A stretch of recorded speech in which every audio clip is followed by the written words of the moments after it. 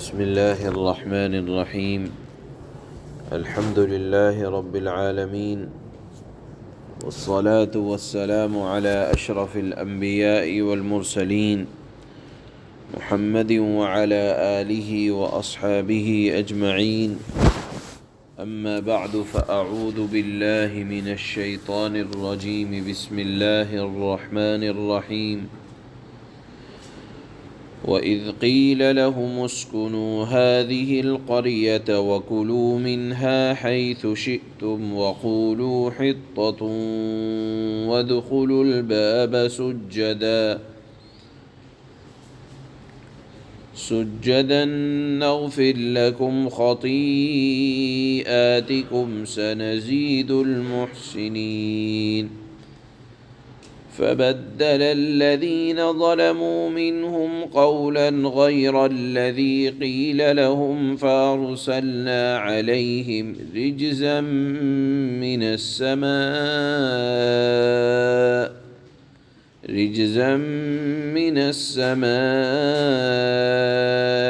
بما كانوا يظلمون. صدق الله العظيم.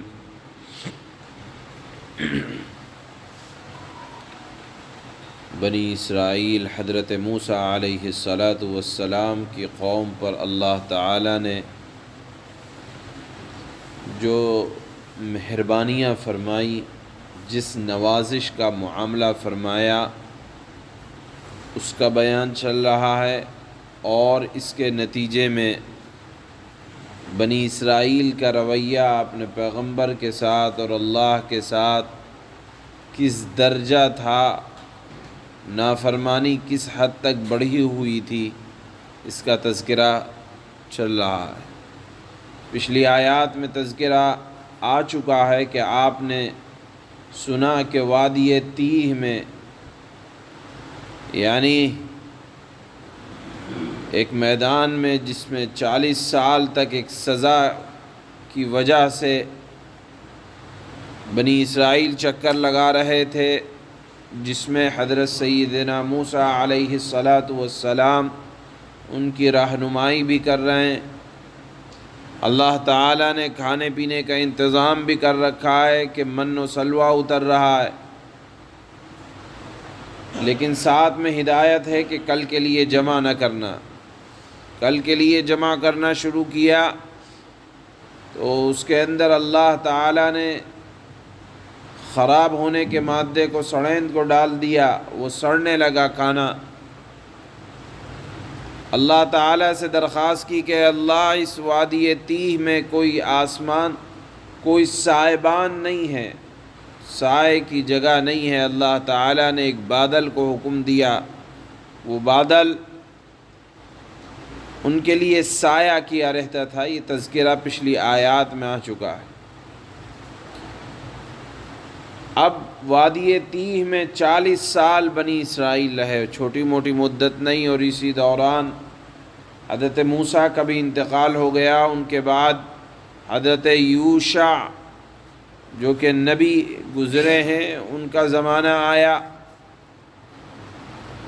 چنانچہ 40 سال ایک میدان میں چکر لگانے کے بعد اللہ تعالیٰ نے بنی اسرائیل کے لیے ایک شہر میں جانا مقدر فرمایا، اور وہ شہر فتح کیا جس کا نام اریحہ، جو بیت المقدس سے قریب تھا۔ اور اللہ تعالیٰ نے اس شہر میں جانے کا اور بسنے کا ادب کا جو طریقہ سکھلایا، وہ اس آیت میں مذکور ہے۔ اللہ تعالیٰ نے فرمایا کہ 40 سال مدت کم نہیں ہوتی، اب تم جا رہے ہو میدان سے نکل کر شہر کے اندر، تو تمہاری ذمہ داری ہے کہ تمہارے سر جھکے ہوئے ہوں، اللہ سے معافی مانگتے ہوئے، اپنے گناہوں سے معافی مانگتے ہوئے، اللہ کے دربار میں عاجزی کرتے ہوئے داخل ہونا، مزاج میں سرکشی نہ ہو، مزاج میں غرور نہ ہو، فاتح کی طرح چیختے چلاتے بیہودہ شور و شغب کرتے ہوئے داخل نہ ہونا۔ اگر تم عاجزی کے ساتھ داخل ہوئے تو اللہ تعالیٰ تمہاری خطائیں معاف کر دے گا اور تم پر اپنی دنیا میں نعمتیں مزید فرمائے گا۔ سنزید المحسنین، اللہ تعالیٰ نے وعدہ فرمایا کہ اگر میری شرائط پر داخل ہوگے اور تکبر کے خلاف تواضع کے ساتھ جاؤ گے اور گستاخی کو اپنا شعار نہ بناؤ گے تو میں تمہاری خطائیں بھی معاف کروں گا اور تمہارے اوپر اپنی نعمتیں اور احسانات مزید بڑھاؤں گا۔ مگر انہوں نے اپنی طبیعت کے مطابق بنی اسرائیل نے اللہ کے حکم سے نافرمانی کی۔ اللہ نے فرمایا فبدل الذین ظلموا، سو بدل ڈالا ان ظالموں نے ایک کلمہ۔ چنانچہ اللہ نے فرمایا تھا کہ مال غنیمت کوئی چھپائے گا نہیں، کوئی شخص جب شہر میں داخل ہوگا تو چوری نہیں کرے گا، مگر انہوں نے شہر میں ظالموں کی طرح داخلہ لیا اور لوٹ پاٹ کی اور شور و شغب اور تکبر کے ساتھ داخل ہوئے۔ اللہ تعالیٰ نے فرمایا کہ فَأَرْسَلْنَا عَلَيْهِمْ رِجْزًا، ہم نے ان پر آسمان سے ایک آسمانی آفت نازل فرمائی، طاعون کی بیماری پھیل گئی، اور اللہ نے فرمایا کہ اکثر ان میں تباہ ہوئے۔ یہاں اللہ تعالیٰ نے اس آیت میں جو مقصد ہے بیان کرنے کا وہ یہ کہ اللہ کے حکم کی تعمیل کرنا واجب ہے، نعمت کا شکر ادا کرنا ضروری ہے، اللہ کے دربار میں استغفار لازم ہے، اور اللہ تعالیٰ نے احسانات کیے ہیں ان کی وجہ سے عاجزی کے ساتھ رہو۔